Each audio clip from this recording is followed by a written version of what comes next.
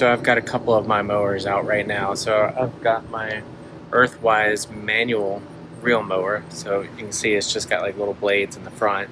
My Ego mower, and then my Allet Kensington. Make sure I'm pointing right. Yeah, Allet Kensington. This is meant for when I had the Bermuda grass and the low cut grass. Probably not going to be using that for quite a while. Maybe not until next year or next fall season, but we'll see. But I just kind of wanted to explain like why you would need something like this compared to this and when to use this.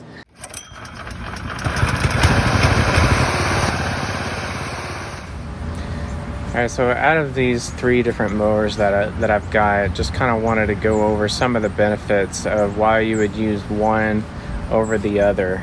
Some of you might not know that there's really this many different types of mowers that are out there. You might, you know, back in the day, like old-fashioned, this is just, you are the battery, you are the gas, you are pushing that all the way. So, you know, it uses this blade system, you know, that spins and cuts. And so at the back of the mower, or this is like a reel is what it's called. So it's a reel mower. So this right here is its bed knife. So when the blades come across, it's cutting and it's meeting the bed knife to the blade, which does a scissor type action. So that's gonna cut the grass in that fashion. So that's a scissor cut. It does really, really well. It's kind of what I did on this new baby grass. I used this to cut this type of grass. And compared, before I even get to why I use this type of mower, I did not want to use this. And the reason why is, let me flip this over real quick.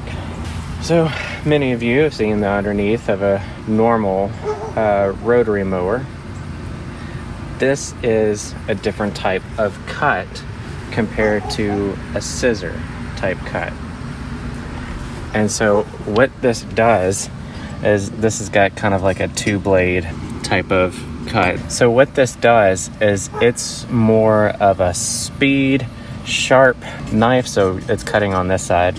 So this is going to spin this way, and the action of this hole underneath, this underbody, it creates a suction of air.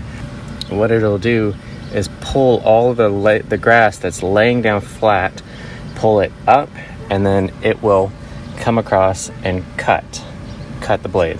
So this goes really, really fast and cuts. If you look at your grass and the tips of your grass is brown, or it doesn't look like it's got a straight cut across, that means your blade is not sharp enough. And it's when it's going around, it's really just ripping it instead of a cut. Think of like a samurai sword, you know, some ninja. He's going to keep his sword as sharp as possible, and that quick action is going to just slice whatever that object is in half in the cleanest possible way. So this is what a rotary mower is supposed to do.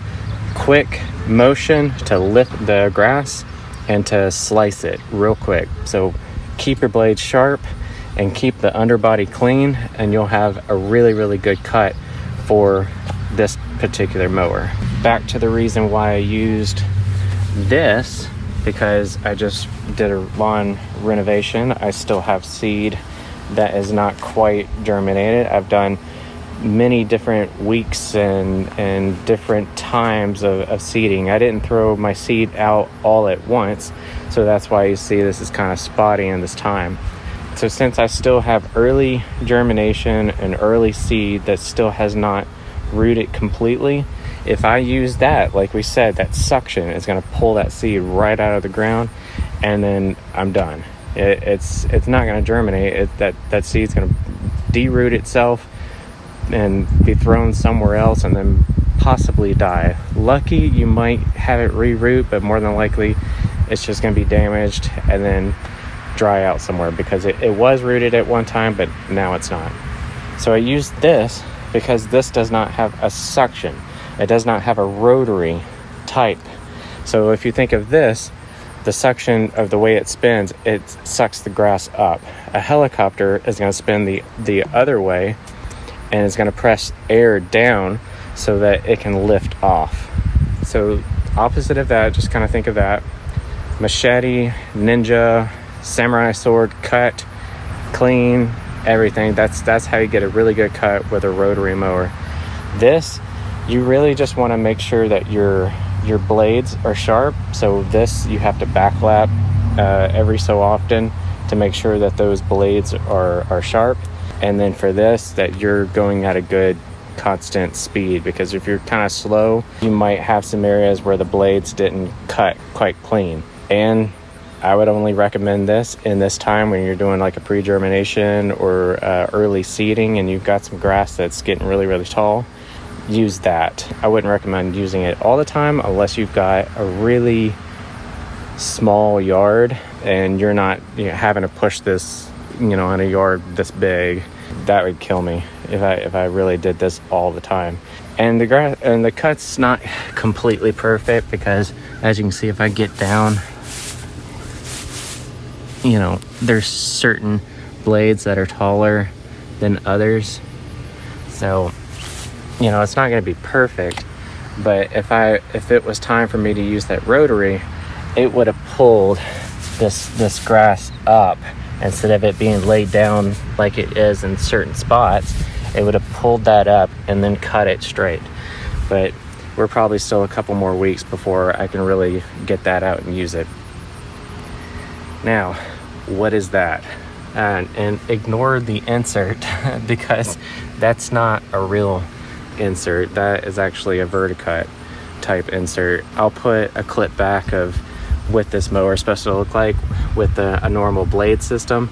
It'll look more like that, but what is this? This might be like a 5 blade that's in that, but the blades that are in this is, I believe, a 7 blade. So it's a higher blade count, and this mower is meant to cut grass shorter. Definitely for Bermuda grass, or if you're keeping zoysia down low, ryegrass, anything that you really want to cut low. Fescue, you really want to keep it at 2 to 2.5 inches during the normal time, and maybe during the summer bring it up taller just to really withstand the summer heat. But this right here, it's the same as a reel mower, as a manual reel mower, but this is powered obviously with this gas engine that's on it. Use this only in the case if you're wanting to go down super low, because this mower only goes as high as, I believe, 1.25 inches. I think it's the highest that goes. So that's why I'm saying I probably will not be using that anytime soon for this type of grass, because I need to train it at 2 to 2.5 inches. So I will be using mostly the Ego. And before I get a fresh cut on it, I'm going to clean this up and probably swap out the blades and put a new blade on it before I really do it. That is the difference between reel mower and rotary mower. If you have any questions, let me know. I just wanted to kind of get that across. Hopefully I can kind of put some clips up of some action.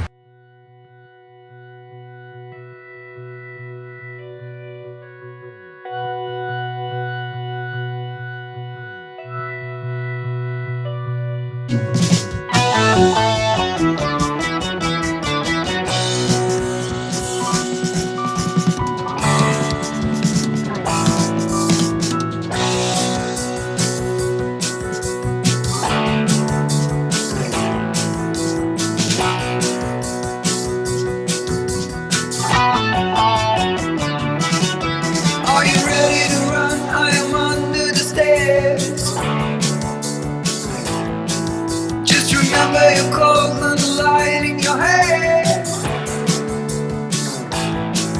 I'll be over the hills in a minute or so. If you need me, just blink and I will let you know. The location is close by, a safer place, and tomorrow the rest will be set in place. top, am I crossing the lines?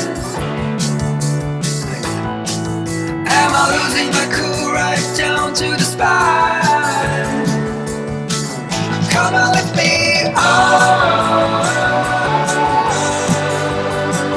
Come on, lift me up. Come on, lift me up. Come on, lift me up.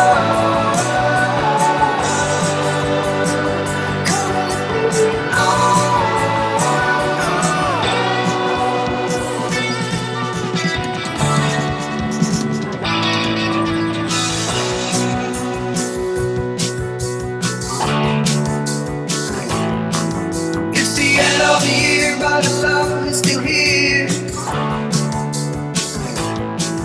On the road to a place where there's nothing to fear. Do you feel in your heart that I am your man?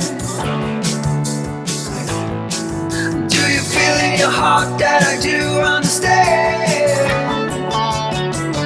Come on, lift me up. Come on, lift me up. Come on, lift me up. Come on, lift me up.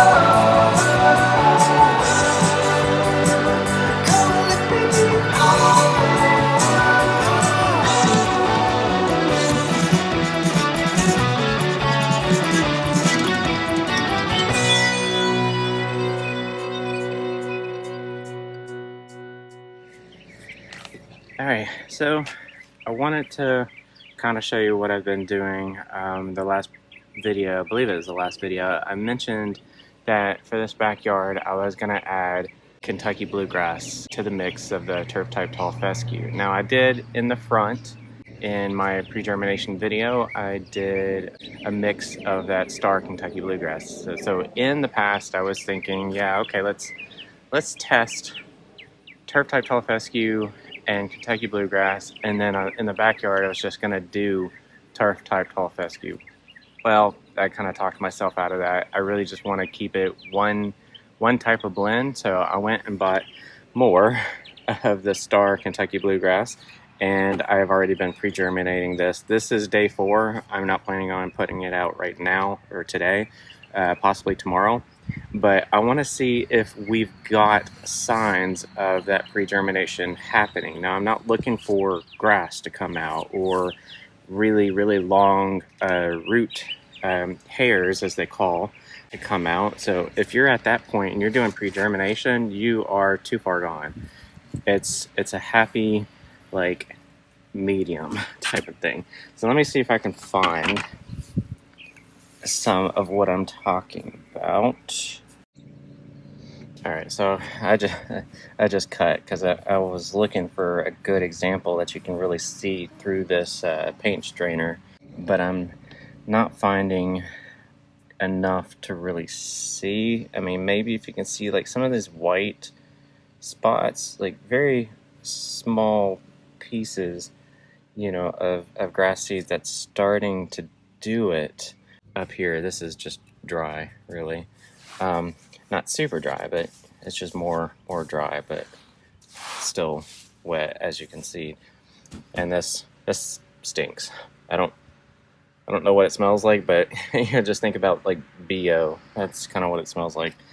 But so what we are looking for, maybe I can find a picture online to put, but you are looking for just a white puff to come out at the end of the seed. So the seed, it's going to crack, and then this little white puff, which is called a radicle. And that white puff is the early stages of pre-germination of any kind of seed. So that radicle comes out once it gets to that puff, and you see white puffs all over, not long hairs. It's no longer a radicle. At that point, it's a root hair. So you want to stop your pre-germination once you see white puffs. Don't try to get like everything, you know, to that point, because you might not get lucky and get it all to the white puff area. But you want to see a good, at least a good portion of it to the white puff stage. That's when you stop it and you pull it out, and then you start putting into your Milorganite or whatever your carrier is going to be to put this out. So this is day 4. We're not seeing enough of the radicles coming out. Now every seed's going to be different. This is Kentucky Bluegrass. This says that it has a very early germination time. So you really need to watch your own seed, because some might germinate earlier and some might take longer. But use that date that some people are saying. Like, I've seen people say 5 to 7 days for Kentucky Bluegrass. We're on day 4.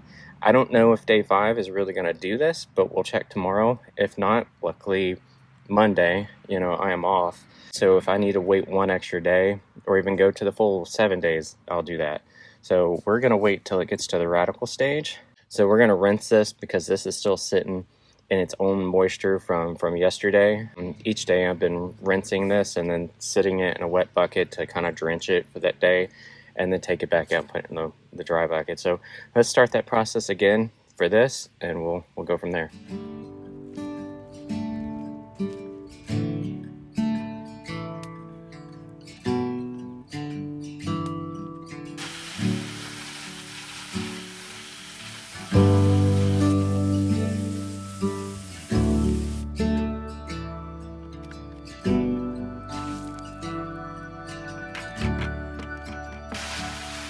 In the corner of the crowded room, your eyes meet mine. Conversations fill the air, lost in space and time. I don't ask for your name, it's already carved in the air. I won't light a flame, it's already burning when you are near. Taking steps to keep my distance, I don't fall. Am I strong? Okay, they've been rinsed, they've been soaked, and rinsed again, pretty much, just to make sure that all of that other toxic water that came out is been washed away and taken down to the end of the street. And now it's sitting in its technical dry bucket, so it's not full, but we want to keep the seed moist, so that all that excess moisture is going to go below that car wash insert. Same thing for this. So that both of these are dry buckets. We're going to leave these in here overnight again and check them again tomorrow to see if something radical happened. All right, let's check back tomorrow. All right, so I checked this on Sunday afternoon, and I didn't see any signs of radicals coming out of the seeds. Today is Monday morning, and I finally see some radicals. The seed is still pretty wet. There's nothing mixed in with it yet, but let me get close. So you can see right here, there's a radical that's come out. So that is what you're looking for. You're not looking for like tons and tons of radicals, because by the time you've got tons of radicals, all this other seed that has got other radicals, so you just see like little puffs of white and sometimes a little bit of green, where it's already starting to do more of a root hair and want to grow a little bit of grass. But you can see more radicals up here. I'm not really sure on the Milorganite site what method of pre-germination they're talking about. But since there's now 2 methods that I've seen, completely soaking the seed, or only soaking the first day and then doing a dry bucket with the seed just moist every day after that. So the site said 5 days. use it as a guideline, but not a definite amount of days. So this took 6 days. I was willing to go 7 days, but I was really hoping that I would see some signs today, because I'm off today and I want to get this done. But yeah, you can see radicles coming out, you know, all these little white spots. This is comfortable enough for me to go ahead and put it in my carrier. See, more radicles. You know, that's what you're looking for. And I don't know if the camera is going to catch all of it, but I see little white lime green areas.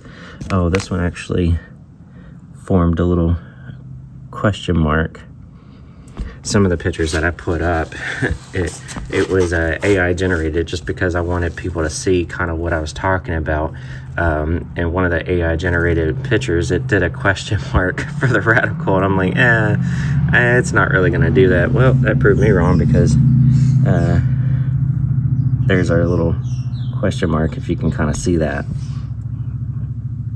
And yeah, there. But anyway, so let me dump both of these bags in here, and we will mix in the Milorganite and get this drying. So, seeds drying out now with the Milorganite. I'm gonna keep mixing this up so that each layer that's in this Gorilla Cart is gonna dry. I decided to go get a pot and do a control for this seed. So I went ahead and put some of the seed and Milorganite all in here, kind of got that compacted down and roughed up so that we've got good seed to soil contact. And I will start watering this as much as the yard is going to get watered with this. So we're going to see how well this does compared to this, because I'm doing an overseed, so I'm not going to be able to really catch all the baby grass that's coming up. Some areas, yes, but I wanted just an easy place to go and look and see how long am I seeing grass or real germination after doing this pre-germination. So here's the test. I think this will be interesting for all of you guys. So this part I'm gonna have to make real quick. Here's an update on the backyard. I mean, look at that. Doing pretty good. Some of that area, the trouble area, I gotta stop pointing so you can see, but you can see it. Trouble area up there is filling in. It's about 4 o'clock. Towards the edges of the yard needs to be filled in, and some over there. But overall, this is filling in really nicely.